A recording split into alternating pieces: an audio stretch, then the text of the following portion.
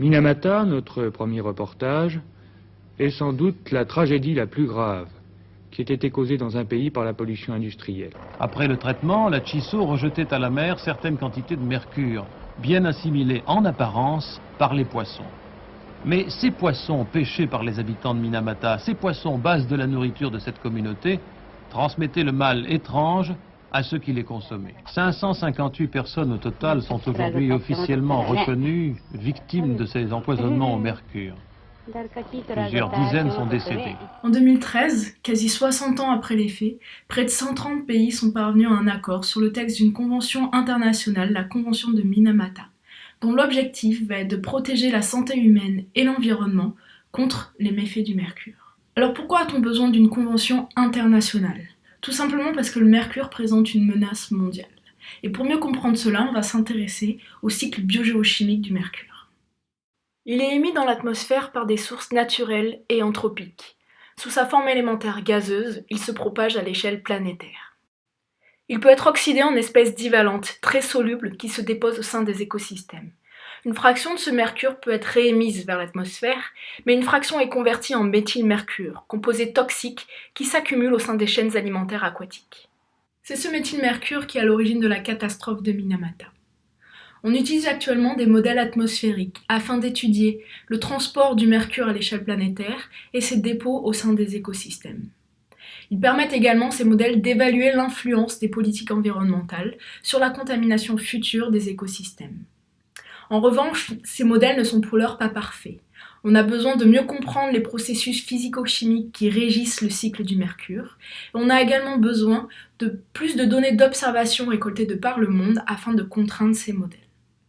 L'objectif de ma thèse a donc été de mieux comprendre le cycle du mercure, et notamment les processus d'oxydoréduction, de dépôt et de réémission dans des zones jusqu'alors inexplorées de l'hémisphère sud. La première étape a consisté en l'acquisition de données d'observation. 3 stations de mesure ont ainsi été mises en place dans les zones subantarctiques et antarctiques afin d'analyser les concentrations atmosphériques et les dépôts de mercure au sein des écosystèmes. J'ai ainsi effectué pendant ma thèse 3 missions de 2 mois sur l'île d'Amsterdam afin de former les hivernants en charge des instruments pendant l'année et d'effectuer des opérations primordiales de calibration et de maintenance.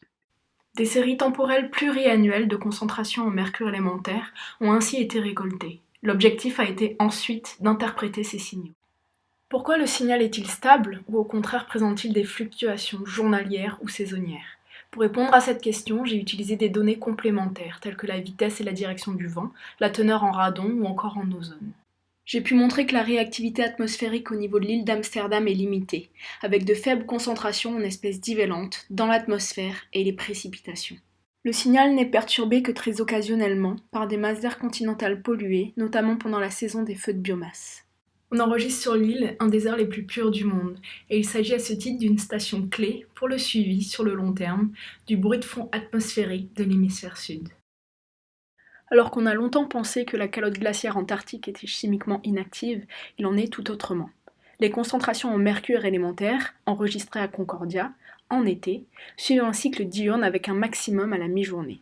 Ce phénomène, jamais observé auparavant, s'explique par des échanges dynamiques à l'interface air-neige. La capacité oxydante de l'atmosphère est telle que les masses d'air sont appauvries en mercure élémentaire et enrichies en mercure divalent. Nos enregistrements à Dumont-d'Urville montrent par ailleurs que les vents catabatiques transportent ce mercure divalent, engendrant un dépôt de mercure au sein des écosystèmes côtiers. Au regard des données enregistrées à Dumont-d'Urville, on peut par ailleurs s'interroger sur l'influence de la réactivité observée sur la calotte glaciaire antarctique, sur le cycle biogéochimique du mercure à plus large échelle. Cependant, cette réactivité exceptionnelle sur la calotte glaciaire n'est pour l'heure pas paramétrisée dans les modèles atmosphériques. Et c'est l'une des tâches à laquelle je m'attelle actuellement au cours de mon post-doctorat au MIT à Boston.